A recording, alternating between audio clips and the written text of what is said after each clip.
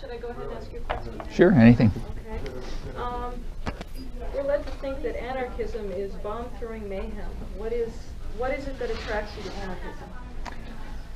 Anarchism has nothing to do with bomb-throwing mayhem. It's anarchism is a point of view which, first of all, it covers a lot of things. You know, political rhetoric is not the clearest. It's not a model of clarity, and anarchism has covered quite a lot of ground. But the mainstream of it has just been the basic principle, which I think comes straight out of classical liberalism and the Enlightenment, that any form of authority and domination has a burden of proof to bear. It has to demonstrate that it's legitimate. Doesn't matter what it is, whether it's inside a family or the global economy. If it is a form of authority and domination and coercion, it has to show that it's legitimate. If it can demonstrate it's legitimate, and it's a heavy burden to bear. If it shows that it's legitimate, okay. If not, it ought to be dismantled. That's anarchism. Okay. Now, what is considered legitimate authority? It's the task of those who have the authority to demonstrate that. So, for example, if I'm taking a walk with my granddaughter, and suppose I'm taking a walk with my granddaughter and she runs out into the street, okay, and I grab her and pull her back. Well, that's authority, and it's my task to demonstrate that it's legitimate. And I think in this case, if anybody challenged me, I could make an argument saying that's legitimate authority.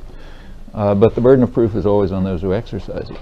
That's true if it's men and women, parents and children, owners and people they rent, the state and people who serve it, the IMF and people who follow its orders, wherever it is. So there's no general definition of what legitimate authority is. It's the task of those who exercise authority to demonstrate their legitimacy. They're the ones who have the burden of proof.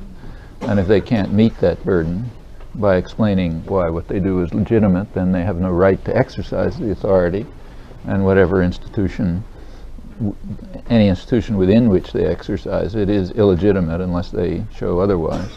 And the anarchists are just people who believe that and try to do something about it. So the members of that institution, is it their responsibility to make a judgment call about the authority of the person who is trying to prove their legitimate authority?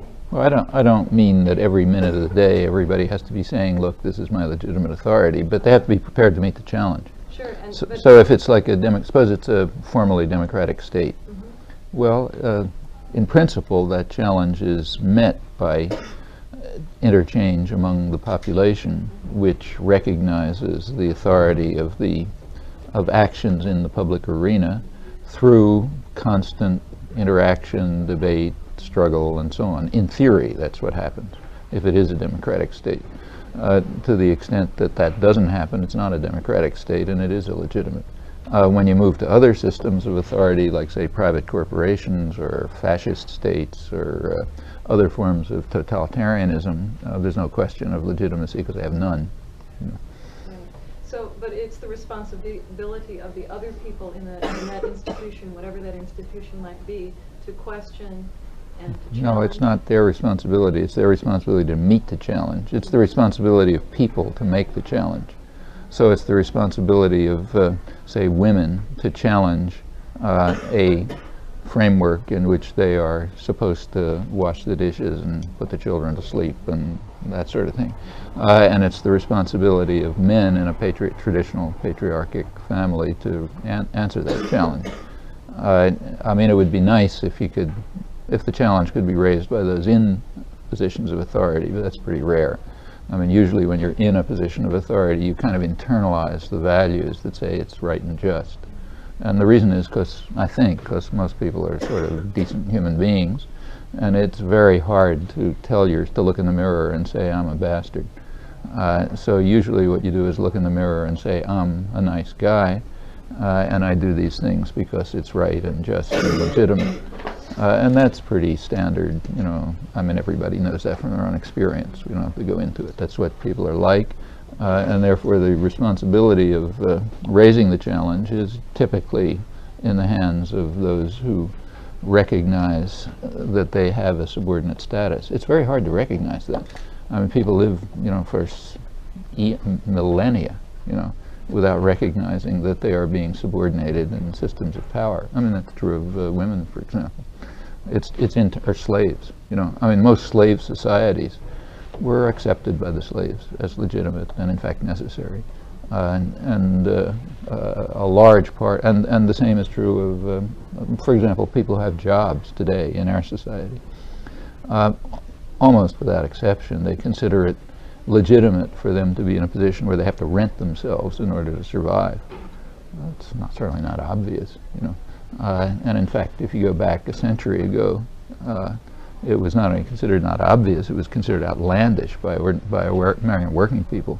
And I'm not talking about Marxists or socialists or anybody like that, but say mill hands in Lowell, Massachusetts, who never heard of socialism, who regarded it as a form of slavery and were complaining that they had not fought the Civil War to replace chattel slavery by wage slavery, and that therefore those who work in the mills ought to own them.